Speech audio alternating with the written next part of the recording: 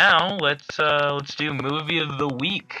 So we decided to watch Monster House, a nice little CGI animated film from 2006. Let's go around, say what we thought of the movie in 5 words or less. Let's start with Jack. He did the mash. He did the monster mash. Yeah, that's crazy. That's exactly what I was gonna say. I couldn't think of anything wittier. Okay, let's go with George now. Still scarier than The Conjuring. Alright. Anything is scarier than The Conjuring, my lad. Yes. Anything. Sylvia, what did you think? Still? I thought it was good. Oh, sorry, was off. Not scary at all. Okay. Fun. So Proto, what'd you think? Hey, hi. And yeah, Proto, what did you watch it? Yep. What did you think? I thought it was scary and admirable. Nice. But it's not scary enough to make me shit my pants. Okay, and now I guess I'll go. I shat my pants. We're talking about Monster House. Yeah. Monster House. We're doing it a little early. So Ryoga, five words or less. What did you think? The only good thing on Zemeckis, from Zemeckis. That's a lot more than 5, but no worries. Let's go on. I'm sorry, wait a second. Do you mean like the motion capture thing, or do you mean like his whole career? Basically his whole career. Oh, that's good, because you just basically insulted my favorite filmmaker ever. Yeah, well, I am son. you know, it's like the Polar Express has like kickstarted motion capture CGI films, which is the technique that Monster House uses here. But the difference is, I actually thought that Polar Express was terrible. I like I liked that movie as a kid. I could never ever Still enjoy that it to movie. this point. I'll tell you what, we'll do Polar Express as a movie of the week for Christmas. Okay, I'm sorry. You have to count me out. I am not going to watch that movie. I think Oh my god. it's one of the reasons why Can we please get back to movie of the week, please? Exactly. I want to, but I'm saying definitely one for Christmas. Yeah. So okay, so why don't we start out with the animation? What did everyone think about the animation? Awesome for the time, at least. yeah, the textures were a bit horrible, but everything else was quite good. Interesting. Yeah, everyone moved Interesting. kind of like they were in like Grand Theft Auto. It was a little strange. Yeah. I mean, this is perhaps Pretty much took the words out of my mouth, Gio. I'm sorry. Could you repeat yourself? You pretty much took the words right out of my mouth, Gio. Sorry. Yeah, I mean, when I was a kid, I remember thinking that it was good. Like, I was like, oh my gosh, it looks like stop motion or something. But, like, now that I look back on it, it's pretty cringy. Well, Yeah, for me, like, I mean, how the house moves doesn't match up to how people move. Yeah. Well, then again, it's 2006. It was still pretty early in the CGI realm. Like, I mean, let me just add something here. This is basically my only concern with regards to any animated work that's done in CGI. I think I've discussed this before in past podcasts that eventually though the art of that CGI will tend to age as the years pass. And when you look back of it, it doesn't look as good anymore. I mean, I don't know. I'm trying to think of a CGI that came out 10 years ago and what would it look like. Toy Story came out in like 2000, right? The original Toy Story, that was like 1994. Right. Toy Story 2 was 2000, right? Yeah, that's 997, I think. Okay. Anyhow, around there. So yeah, and then we had we have Reboot or Beast Wars. Oh yeah. Yep. Oh yeah. You can see how the quality has changed back then, and if you look back now, it's probably not as good. It can be a bit blocky compared to animation we see now. Mm-hmm. So that's my primary concern. That Toy Story is a classic. That's exception. Why it will stand the test of time. But for every other CG animation that came out since then, they are at the risk of being dated because of the fact that technology and CGI improves, unlike hand-drawn animation, which can be preserved as time passes. That's been the case with I mean, like good 2D animation, like I don't know, 50 years ago, still looks like good 2D animation now. Yes. Yeah. The Looney Tunes shorts. The Looney Tunes shorts, they will never look old. Even Tom and Jerry, despite warning, it's still considered a classic. Many people love it. So that's timeless. All right. I wanted to dive into this because I know this. I have a backstory when it comes to this movie, and I don't know if any of our listeners or you guys would like to hear it because I think it's rather stupid. Story time. Mel Blanc said it. When I was 8, I went to go see Over the Hedge with my dad and my little brother and my grandma. Beforehand, they played the trailer for this movie. Mm-hmm. It made me not want to go to a theater for about a year. Wow. I avoided this movie like the plague. It scared me that much. I was 8! As was I. Leave the guy to talk. And I loved it. I mean, when I was a kid, I was pretty creeped out by it, and especially the part where he falls on the cement and it cracks away. Yeah. And there's left a skeleton. Yeah. I was like, what the hell? For me, I feel like what I like about the movie a lot is, it's handled like a very good horror film and also a very good Spielberg and Zemeckis film. Also, for a 90-minute movie, it's paced very well. Yeah, it is. Exactly. From what I remember of it, yeah. Well, for me, few, if not the only films that Robert Zemeckis had handed that I actually really, really like. I haven't liked any other Zemeckis film after that besides Real Steel, starring with Jackman. Real Steel was awesome. Which Zemeckis actually had a hand in. Mm-hmm. Well, I was going to dive into this, but my family's going into something over here. But anyway, what I was trying to say is that it's handled a lot like a movie. I'm really sorry to bring my family's troubles into this. God damn it. Okay, I gotta go offline for a couple of minutes. Okay, no problem. Stay on with me. It's alright. Have fun. Okay, but as I was saying, it is. Let me just fill it in for it, George. When I first watched it, I was probably already in my 20s. Mm-hmm. So I'm not that much scared as a kid would watch it, but I do love that the fact it does play like a horror story, but not so much as it's scary. It does give you the feel of a sense of danger. Yeah. The character. That's something rarely seen in a kid's animated work, where I mean, the house just kind of casually eats 3 people. Yep. And that's pretty crazy when you think about it. It is crazy when you think about it. Yeah, I mean, I thought the horror and the horror story was done spectacularly as well. Not only was it legitimately scary and atmospheric, but it was suitable for the target audience. Yeah. Yeah. So, it had a balance to it. Yeah, however, the weakest part of this film, the one I think what really stops it being a classic, is the characters. They just aren't interesting. The main characters anyway just aren't interesting enough, apart from the old man. Yeah.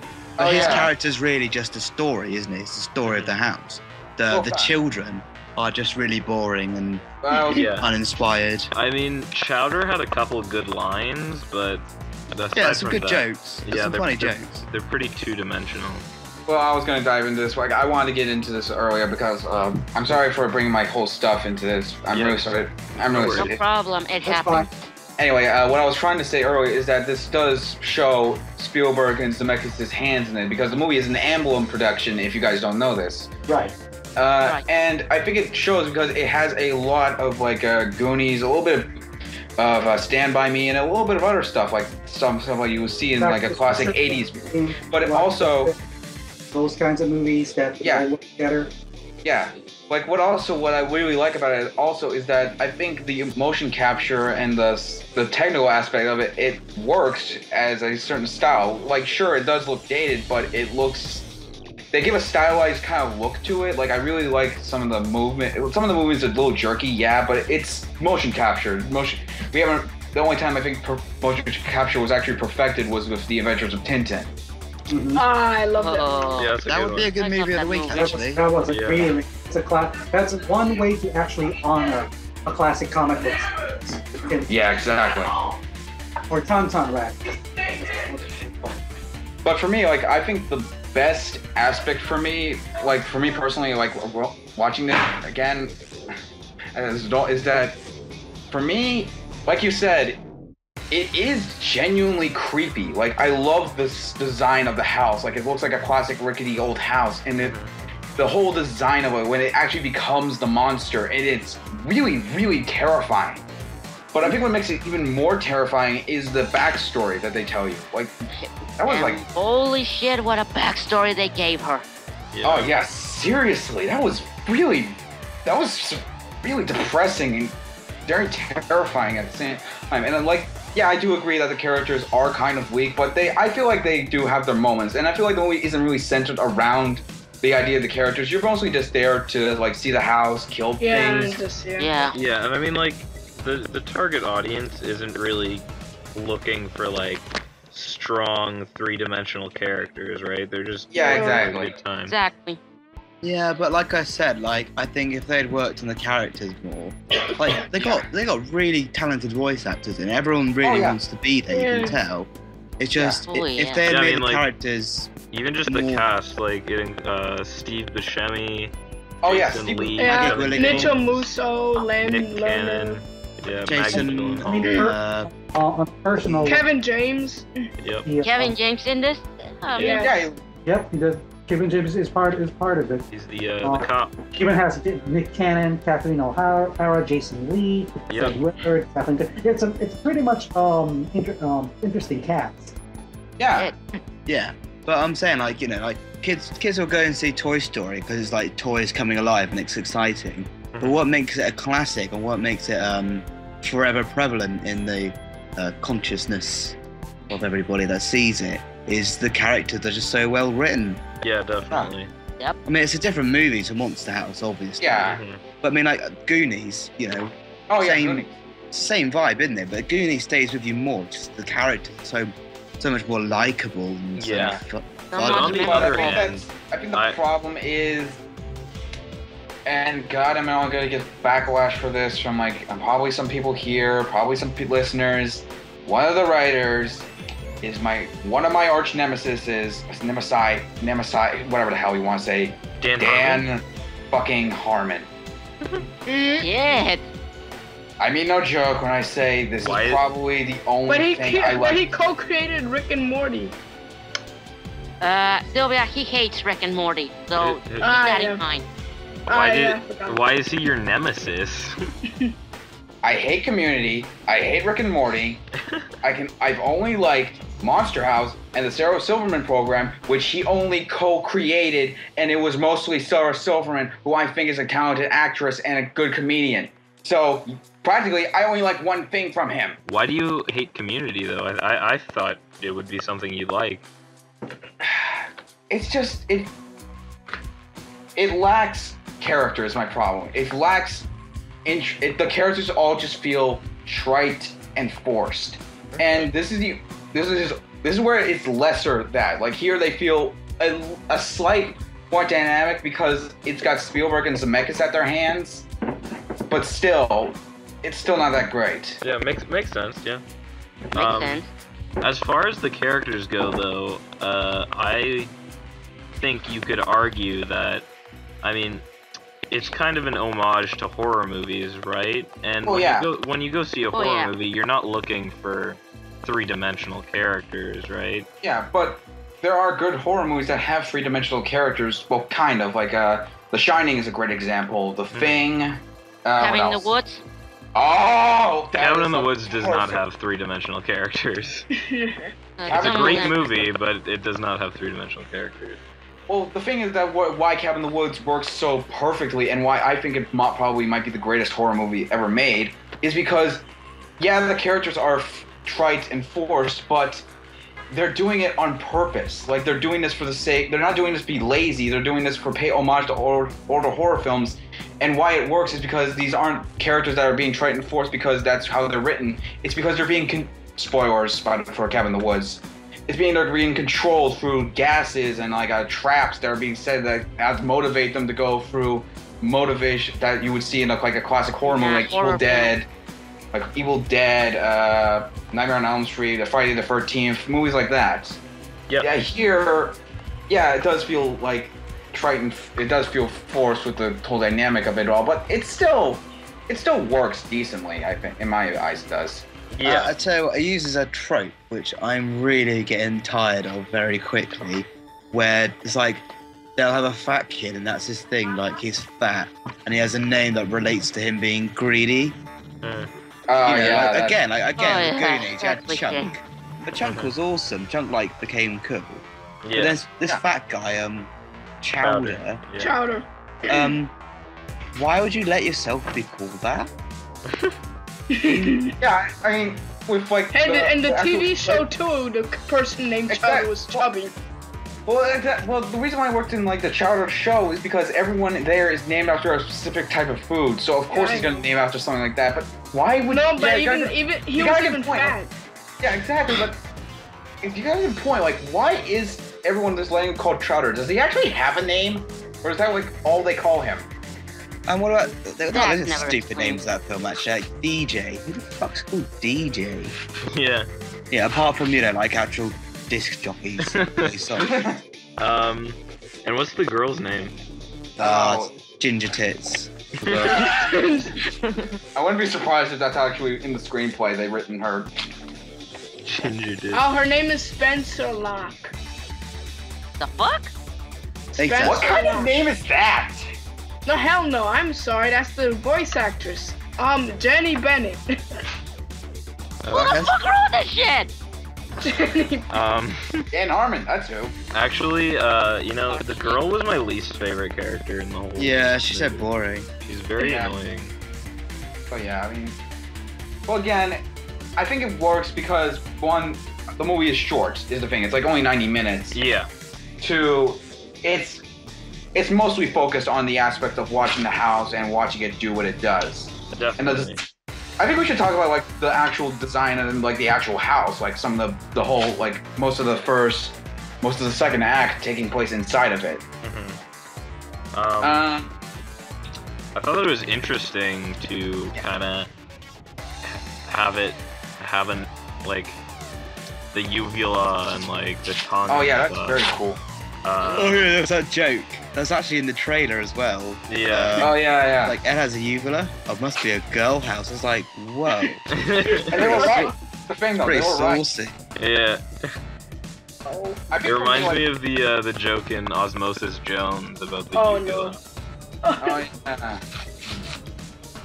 I haven't seen that movie in a long time, partner.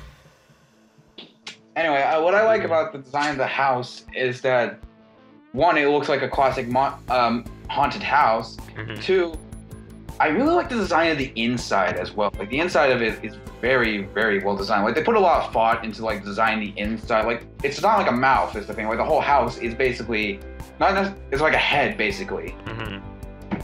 And what I find the most creepy about the house is that, yeah, it does look like a rickety old house, and yeah, people will be creeped out and like suspicious about it, but really, would you suspect like not someone in the house, but the house itself is killing people? Especially with that. You see the house is a head, right? Yeah. So like, do you think the brain is like a library or something? Like. Oh, that would be cool. That would be really cool. Like, what would that be like? There wasn't upstairs, was there? But they never went upstairs. Yeah.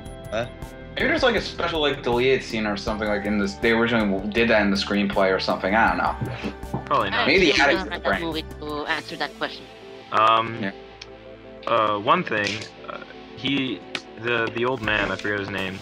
Mr. Never. Yeah, he was like, he says it's like Halloween that always kind of is the problem night. So Yeah. do you think that means like it kind of like the house like wakes up when it gets close to Halloween, or like? No. Well, It's a I think what it means is because like a lot of teenagers, like they use the cliche of like teenagers egging houses if they don't get canny and stuff like that. Yeah. So I think since the house is literally a living entity with a soul in it, and when it's being attacked, it would make sense that the house would strike back at the kids. Mm-hmm. But Yeah. though this does beg one question: if this house had, Mr. Nevercracker would have known about like the dangers of this, but he wouldn't have gone into it. Like he would probably assume that she wasn't still there and the house wasn't that well. But you see in one point in the movie that he's building signs. So that does that mean the house killed someone at one point? Like No. legitimately killed one? I think it tried to kill They people. imply it, tried. but I Yeah. don't think Yeah, I'm just pointing out a few Yeah. of this kind. Oh. I mean, a more obvious question is like, you know, the house, like it chases after them at the end. yeah. Oh, It's yeah. supposed to be Halloween, and there's nobody on the street. Oh yeah, exactly. It's Yeah. not even late. They showed the That's sun the going big- down so when it came alive. Oh yeah, that's like the biggest plot hole in the whole film. Like, it's Halloween night. It's like at like 6 or 7. Yeah. This giant ruggedy old house with trees this giant attached to fucking it, house with 3 arms, chasing Exactly. 3 boys. and chasing a girl, 2 guys, an old man, heading towards a And nobody construction noticed? site, What? and no one fucking saw it. Also, the ambulance That's like kind a- of ran over a kid, Oh and yeah. like nothing happened. Oh my. Actually, Oh my what happened to God. the guy in the ambulance? Did Yeah. Mr. Never like drive the ambulance? Did he escape? That was really weird. I mean, that's like in like it's almost like you wake up one morning with bruises on your arm, but you're not a sleepwalker, and your husband's asked about the question. You say, "Oh, it's nothing," and then you soon will find out that this woman, this poltergeisting woman that with you can see can see into your soul and mind, and she's figured out there's a demon inside you, but then didn't tell you until the end of the movie. Oh wait! Okay, Fuck that. I don't get the reference. It's a reference to the fucking Conjuring, Oh, which is okay. by far the worst horror movie I've seen in years. All right. Is that the one where that couple get called in to investigate a house Yes. That and someone gets possessed, right? Yeah. That one. See, I actually thought that movie wasn't too bad, but my biggest problem with it was they used scientific instruments to get the ghost, right? Yeah. But that would mean that ghosts are real, not just like, we'll never be able to prove this to anyone. You can prove this to people. You have Exactly. literally Like, changed they said the this world. movie is based on a true story. That was one of the biggest highlights of the film. Really? Biggest piece of marketing about the That film. was- Are they serious? And yet, the whole Yeah. movie, the big plot twist is that the mother was being possessed by a ghost that kills children. Mm. Ain't I that wish- trying, son? I wish I was making that up. Anyway, back to fucking Monster House. Oh. It's the same sort of thing. Like a film has to suspend your disbelief by creating a set of rules. Yeah. And you know, in this movie, a house comes to life. Like, okay, you take that as it is, right? But when the house is walking down a street and it's supposed to be crowded and it's not, there's no reason for it that the film's made. Wait, wasn't that street like abandoned anywhere or something? No. Oh, No? Because No. later on, there are kids trick-or-treating on that street. Oh, okay. There's houses everywhere on that street. Busy. Yeah. Must and be very cheap cost of living. the other thing too, at the end when they're like in the construction area,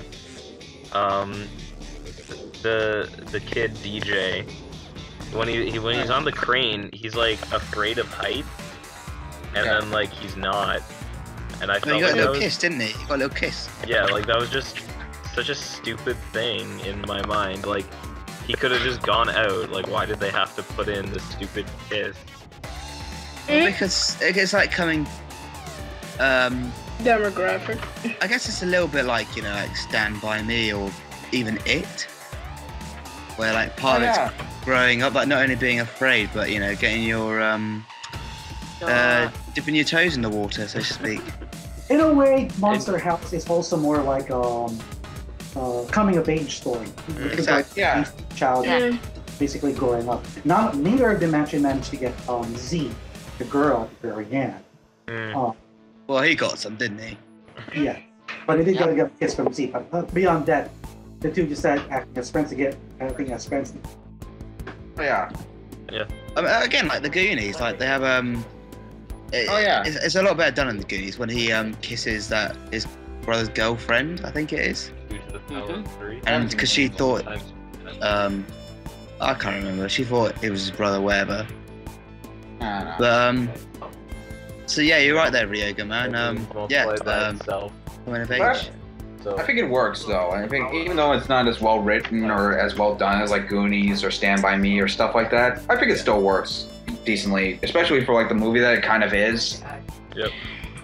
Yeah, I also thought like like he was on about puberty, Oh yeah.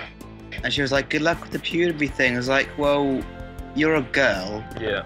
and girls normally enter puberty a lot earlier than boys. Yeah. So don't pretend you don't know anything, you little bitch. we all know you're full of it. Nice one. Yeah, you're knowledgeable about these matters. Yeah, you know where it goes, bitch. Overall, though, I thought it was pretty good. I thought it was a good film. Yeah. It's quite a lot better than I thought it'd be. It's one of the better films Zemeckis has made until he made Real Steel sometime last year. Real Steel was 2012 or 11. I think something part of that range. Yeah. Yeah, I think Monster House is one of those films. You watch the trailer, like, wow, that looks shite. Yeah. And then you actually you somehow end up watching the film, and you catch it on TV in the middle of the day. I actually found watching that myself one. laughing at the movie. I don't know why. Yeah, I mean, Yeah. there were some funny I was parts in it. And I was even laughing when the Monster House and I wasn't as much of a crybaby. It's also one of the very few horror-themed animated features for kids that are very good. We don't see that again until many years later with Coraline. rated Gravity Falls and the upcoming Over the Garden Wall series. And most of Eleka's work, such as Coraline and Paranorman. Yeah. Yes. Also, Box Rolls, don't forget that. Box Rolls doesn't necessarily classify as that didn't horror, look good. but okay, spoilers kind of. Is a movie with the undertone of the Holocaust technically a horror movie? No, I wouldn't say so. Okay. Not in Yeah, and so of Box itself. Trolls can't really. Well, because yeah, It Schindler's looks List is a horror scary, but movie. it's not. I mean, Yeah. I'm sure you could have a Holocaust-themed horror movie, but the Holocaust in and of itself, I don't think so. Okay, good. I'm really sorry for bringing up the Holocaust in this podcast. Yeah, I was actually. Yeah. My grandfather was actually in one of the concentration camps. Oh yeah. Oh. Oh, really? Yeah, he was a guard. Oh. It's an old English joke. It's like my grandfather died in the concentration camp. Like, oh, how did he die? It's like he fell off the guard tower. That's a good one. Anyway, what's Yeah. that? Yeah, but sorry about that. That was just for reference, not racial prejudice. Well, I mean, talking about the Holocaust isn't a big not deal. even. You know, the Holocaust happened. You know, Yeah. don't worry about Yeah, I it. know. Just for the sensitive. I don't think anyone's sensitive about it now, but it's not like it happened the other day. Yeah, like Yeah. you know. Yeah, people are still sensitive about black people, and that didn't happen just the other day. Well, it did. Don't remind me. Still, I mean, there's still like racism, but there's not still a Holocaust. Yeah. Yeah. I see what you mean, Civ, though. Okay. I see what you mean. Right, what now? Let's get back to the movie real quick, and then we'll move on to something else. Yeah, we I won't need move to on to go something. soon. So, anyone have anything else to bring up? Not really. Okay, well, why don't we go? Oh, I got an interesting topic to discuss. What are your guys' thoughts on the animation style of motion capture? Oh, that's an interesting one, yeah. I thought it was good Done that you could. right, it can do wonders. Done wrong, fuck me. I think sometimes a bit jerky, but other times it's really paid off with them capturing their face and everything. Yeah. Oh, yeah. Especially in the last few years. I mean, I just love motion capture. Like, whether it's like Planet of the Apes or what Tintin, that was great. Oh, yeah. Motion capture. Dawn of the Planet of the Apes. That was actually one of the best motion capture films I've Yeah, seen. Rise of the Planet Yeah, of the Apes right. was amazing. I still need to see that movie. The emotion you get from the faces is crazy. Like, That was one of the best I've seen. I actually teared up a bit when Caesar was shown in his most vulnerable state. oh yeah. And that was definitely one of the best Yeah. motion capture CGI. And even Performance. going as far back as Gollum in the That's what I was gonna. Lord of the Rings. Sorry. in Lord of the Rings. I was gonna say go. Yeah, it can be done really well. But then on the other hand, like a movie like this, you don't really see the motion capture, and I'm left wondering why they even bothered. I didn't I even think know it was might be because one, Zemeckis wanted to show it off a little bit because beforehand I think he did, but he wanted to show like it can do cartoonish animation kind of design, but still have that motion capture design. Because if you look at the movements of them, they do move a little like lifelike a little bit, but still has that like design of like a CGI animated film. But it doesn't really work because that realistic motion is best suited with a realistic looking style. Yeah. Like But with Tintin, because if you look at it's very much Exactly. like a realistic world, and they just have like cartoony faces. yeah, which kind of makes it a little creepy because when they zoom in on them, it's like terrifying a little bit. A little Like, bit. the eyes are, But but the eyes are staring into your soul a little bit. But anyway, the movie's still great. Yeah. Anyway, Um, I think I'll bring another good example of motion capture kind of done mixily, I guess. Robert Zemeckis' Christmas Carol. oh yeah. Yeah, I yeah. forgot about yeah. that. That's an interesting movie. Again, another movie of the week, I think. Yeah. The thing with that movie is that I watched it on Netflix and I was like, okay, it's Robert Zemeckis, Jim Carrey, Christmas Carol. I watched it like, okay, this seems to be good. After I was done, I was like this. What the fuck was that? Yeah, it's Because- a very strange movie. Because when you really think about it, it's probably the most accurate of the Christmas Carol adaptations when you really think about it, because it really is trying to be like word for word, scene for scene, like the original novels. Mhm. But I think it makes it creepier because it's very weirdly structured in kind of ways. Like it does the same structure as the original Charles Dickens story, and I think it's just really bizarre. Like I can't really describe it. It's also You have to watch it for strange yourself. to have like Jim Carrey in that Yeah. kind of role, I find. Yeah. It is. But I think great. he was considered for that role because one, he's very good with body language. Yeah, he's a very physical In one- actor. Yeah. And two, because he was mostly doing dramas at the time with movies like The Truman Show and Eternal Sunshine of the Spotless Mind. Spotless Mind. Yeah, that's true. What about Where the Wild Things Are?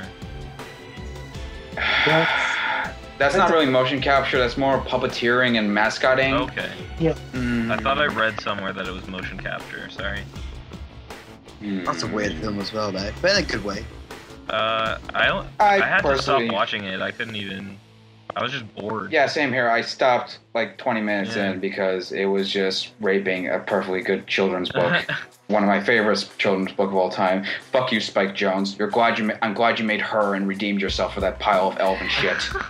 I don't know. I thought it was a great film, just not for everybody. Yeah. I was just bored with it. I had better stuff to do. Yeah, that's fair. It's fair. You took a sweet, harmless, innocent children's book and turned it into a depressing, monstrous pile of garbage. If I want to watch something like this, I'll watch like a Christopher Nolan movie or a David Lynch movie, or David Fincher movie. Well, I don't want to see this in an adaptation of a relatively short book. And screw you, Doug Walker. That movie is not a work of brilliance. Just because it has the identity of childlike imagination doesn't mean it works well. Well, Anyway, I thought I carried over the message of the book fine, because like at the end, towards the end of the book, the kid's leaving the monsters, and the monsters don't want him to leave because they feel like they need him as sort of like a parental figure. So obviously, like mimics the child with his actual mother, right? So the film just takes that message and just expands on it the best it could possibly do for a movie adaptation. If you don't like it anyway, that's fine, but you have to appreciate that's what it was trying to do. Yeah. I mean, okay. So, why don't we just go around the circle? George, what do you think? A very entertaining throwback to classic Spielberg and Zemeckis movies with a very interesting style. Okay. Oh, and it's scarier than The Conjuring. Right. Jack, how about you? I'd say it's worth seeing. Definitely one to watch at Halloween. And if you've got kids or you know some kids about 10, around 10, I'd say they definitely should watch it for a Halloween movie. I think it'd be great for kids. Oh yeah. Yeah. Sophia. I liked it. I liked it. I recommend it to those who aren't squeamish at the least. Ryoga. It's actually one of the few movies that Zemeckis has done really well. I would truly recommend it to anybody who wants to watch a scary film, but not so much as just really frightening. So, if you want a good scary film and a lot of fun, but not so much to give you nightmare fuel, Monster House. Yeah. Proto. Pretty much everything what you said. This movie can be scary, can be enjoyable, as long as you have the right. Pretty much give it a watch once in a while or in Halloween. Okay. Cool, I've seen it. Well, with that, let's begin on the podcast, I guess. All right. Thank you guys for being a part of it. This has been the Master Poons podcast. This has been the Master Poons podcast for Carson, Proto, George, Jack, Amos. This is Ryoga 316 signing off. And don't forget to check out my solo podcast, Master Toons Podcast Extended, coming on YouTube. Wow, you just can't wait for it. You just kind of stole that, didn't you? You just took it. Didn't even ask. Beef. Okay. Whatever. Okay. See you all next week. Bye. Yeah. Thank you for hosting, Carson. No skin off my teeth. Thank you, Carson. No problem. Had a great time. See y'all next week. Toodaloo.